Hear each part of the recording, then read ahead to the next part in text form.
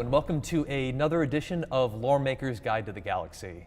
My name's Adam Weezer. I am associate writer at Cloud Imperium Games, based here in the Los Angeles office. And for those of you who've never seen the show before, this is a chance for a member of the lore team to sit down and basically give you a guided tour of one of the 100 systems that you'll be seeing either in the Game Star Citizen or in Squadron 42. It's just a chance for us to kind of show the depth that we're giving to these through kind of the history and the astronomy that goes into everything that we're doing here. So today we're going to an interesting system for a handful of reasons, and kind of a contradictory system too in a few ways, as we'll be discussing. It's a system that's in a fantastic location, but it has a real terrible reputation. Yeah, it's also probably today best known as the homeworld for the headquarters of Drake Interplanetary. Today we're going to go off and we're going to go visit the Magnus system.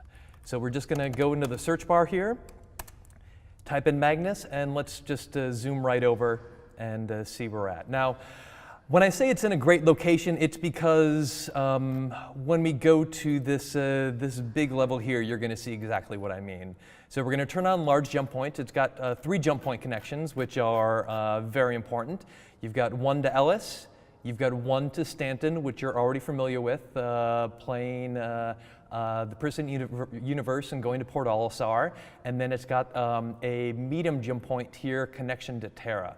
But the reason why this is such a important and kind of great location to be in, because if I drop off the medium jump point, we just focus on that, you'll see that Magnus is right in the heart of the large jump point run between Sol and the Terra system. So there's a lot of shipments that are going to be going through here, which makes you think like this would be a very important system, or it could be a very economically strong system considering its location to Stanton and Terra, Ellis, and everything else that's on this path here.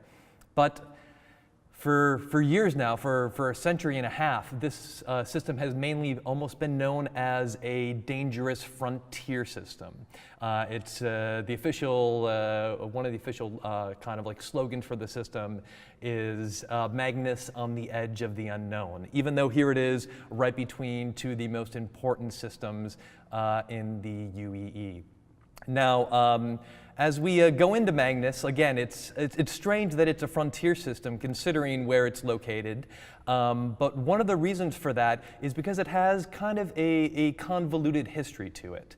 When it was first discovered, the UPE took a great interest in it. This happened in 2499. The system was first discovered. So it's been around for a little over 450 plus years.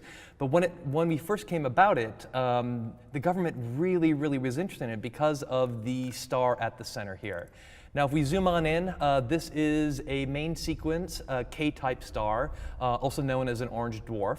And even today, scientists like to focus on these stars as being the potential home for extraterrestrials, for alien life forms. Now, the reason this is because these stars are very stable. They have an extended life period, even compared to the sun at the center of the Sol system. These stars, the K-types, live for about 15 to 30 billion years on average, while our sun lives closer to 10 billion years. So it's here for a long time, which means there's a chance for life to develop. It's also smaller, it's cooler, it's less luminous. This one in particular, the luminosity is like 0.34 points to what our Sol is. If our sun is 1, this is 0.34 luminosity when it gets compared to that. It also, K-type stars like this also emit less ultraviolet radiation, which is also a good way to, another thing that's not helping impede the development of life in the system. Now, unfortunately, when the government started to look at the wider Magnus system, even with this promising star at the center, they did not find life. They found 3 planets, Only one of them, Borea, which we'll get to in a little bit, was even habitable for us. But they still, it needed to be terraformed, but it still had the potential to be habitable. That said, the UPE still decided to hold on to this system because of a handful of factors. The first being right here, Magnus 1. Now this is described as a kind of a small rocky planet. It doesn't have an atmosphere. But what it did have were tons of valuable minerals. And this really kind of got the government's interest. So the makeup of the minerals that they were starting to pull off this planet has actually led scientists to believe that it's just not another small rocky world, that this is actually potentially a Chthonian planet. Now, Chthonian planets are interesting because they are former gas giants, or in this case, most likely a hot Jupiter that was within the frost line of the system, and the orbit migrated in until it got stuck here close to the sun.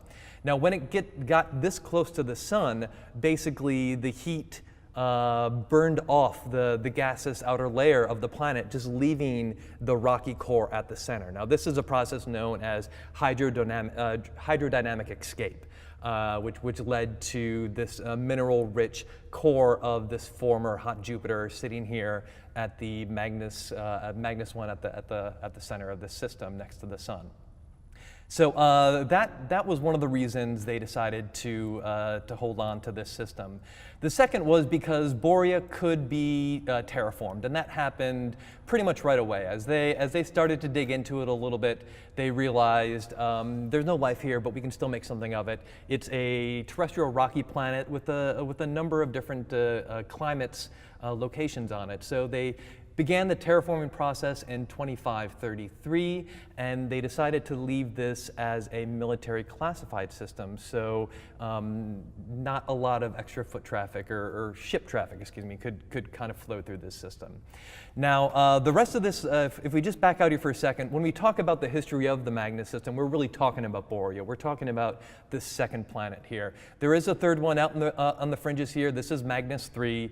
It's a super Jupiter with a beautiful multicolored atmosphere to it, and some rumors that pirates kind of like to collect in the Lagrange the points there for little pirate meetups. But that's kind of the standard stuff here for the system. When we're talking about Magnus, we're talking about Borea and what has really happened here over the subsequent centuries, basically. So in 2533, the UPE starts to terraform this system, and as soon as it's habitable, they begin to move people in to turn it into the Navy shipyard for the UPE Navy at the time. So they're building ships here. They're bringing in people to populate these factories. And it's going great here. It's kicking off. It's like a good 50, 60 years of straight boom, where this is basically the center for shipbuilding for the military, for the Navy here.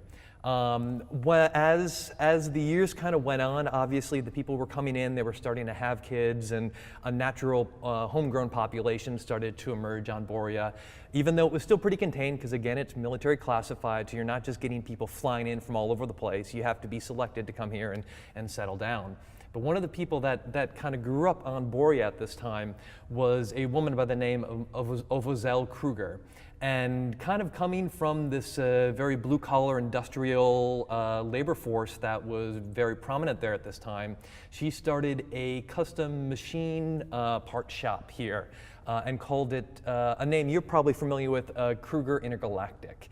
Now, Kruger Intergalactic has recently made the foray into doing ships and other items like this, but back when they first started, they just specifically made very specific items for larger manufacturers. This was ideal when you're here working with all these working with the Navy, building these ships and these other larger ship companies. Maybe it's easier for Kruger to actually make some small parts right here on the planet, so that way it relieves the stress on some of these bigger conglomerates. It also is a great way for Kruger to get their name out there and to work with some of these kind of like empire-wide companies, and they were able to do this because their stuff was so precise and done so well. They make everything from like the firing pins that are in the Bearing P8AR, which is a ballistic rifle used by the UEE Marines. Now, this, like I said, this was all well and good until about the mid 27th century. So around in the mid 2600s.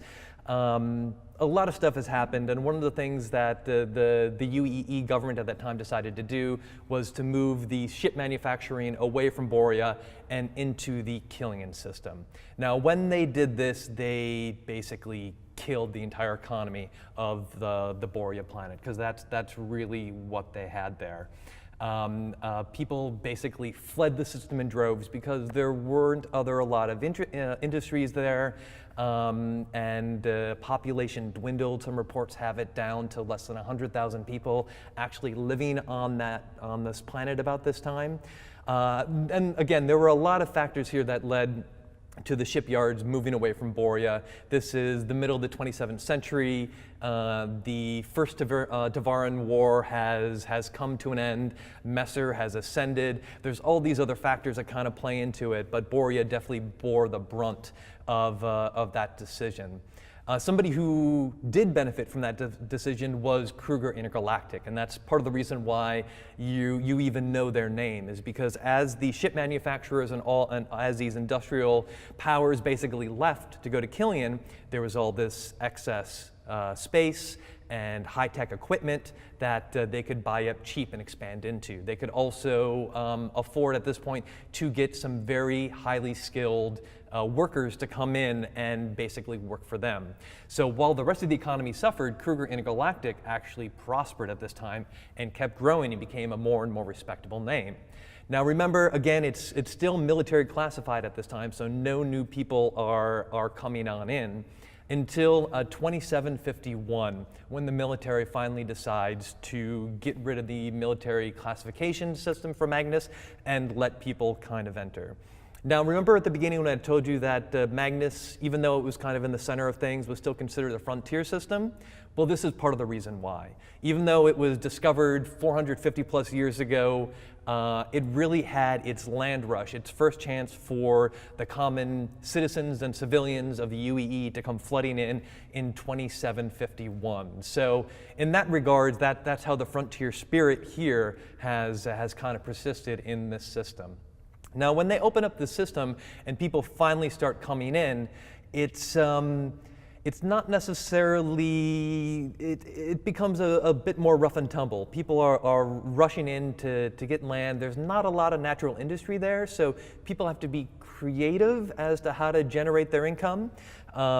This unfortunately became a problem for Kruger Intergalactic because they quickly realized as piracy, as outlaws, as illegal activity increased in the system, that they were systematically spending more and more with each budget on mercs protecting their shipments leaving the system, and that was starting to draw a concern. Eventually, in 2785, a Kruger shipment of vital components that was intended for RSI gets hijacked in the system, and it causes a major disruption to RSI's production supply chain. This is bad business all around because not only do they have to remake the parts, but it just kind of like throws a cog in everything, and it makes RSI realize that they need to diversify their production facilities so this wouldn't happen again. And it becomes such an issue that the one thing that the Magnus system could be proud of, Kruger Intergalactic, they finally decide they need to move, and they pick up and they go to the Castra system because there was plenty of cheap land there, and it was great supply routes, and it was just safer in general. So once again, come 2785, all of a sudden there's even less about Boria in the Magnus system to be proud about.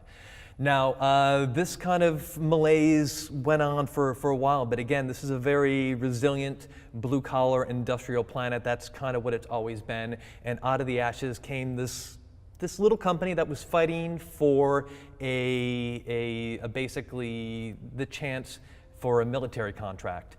And that company was one called Drake Interplanetary. And what they had was an idea for a ship that could be highly modifiable and modular so that it could be easy to repair and cheap to make and would be perfect for the UEE. Unfortunately, that ship, the Cutlass, which is getting a revamp by Josh Coons right now and is looking fantastic, that ship did not win the military contract. It instead went to a ship which has basically all but been forgotten since then, and it is now the Cutlass was then basically changed and kind of directed towards the civilian market. Once again, the shipyard leaving, Cougar Intergalactic leaving, left a lot of skilled workers, left a lot of machinery, left a lot of production spaces there and available, which Drake Interplanetary has since moved in and taken over and turned into the company you know so well that makes the Caterpillar, that makes the Cutlass, that makes the Buccaneer, a lot of these great ships, some that you can even already fly when you go to Port Olisar. So it is still the home of Drake Interplanetary. Stuff has gotten better. Them bringing the industry there has definitely improved kind of stuff within the system, but it's still far from, I would say, safe. The capital of Borea is a town called Newcastle, but people aren't allowed to land at Newcastle right now because of an attempted assassination of the governor's council there. This happened a few years ago, and ever since that incursion, they've decided it's better to direct all spacebound traffic to Odessa, which is where Drake Interplanetary and Cougar Galactic were headquartered, or where they saw their main headquarters be. Just an also fun little interesting note, the Speaker of the UEE Senate, Marshall Madrigal, is from Borea here in the Magnus system, as is the famed musician who disappeared. Gal Dugan was also first born here on Borea in the Magnus system. So there you go. There is a quick introduction to the Magnus system. Again, a three-planet system here with most of the main action happening here on Borea. Very important part of the Empire that this is located right on some main trade routes between Sol and the Terra system. And it's not the best place to visit if you're not careful. So just keep that in mind if you feel like going to visit the Drake Interplanetary headquarters. Thanks for watching today, getting to learn a little bit more about the Magnus system. I'm Adam Weezer. Thanks for joining us for this installment of Loremaker's Guide to the Galaxy. Thank you for watching. So if you want to keep up with the latest and greatest in the Star Citizen and Squadron 42's development, please follow us on our social media channels. See you soon.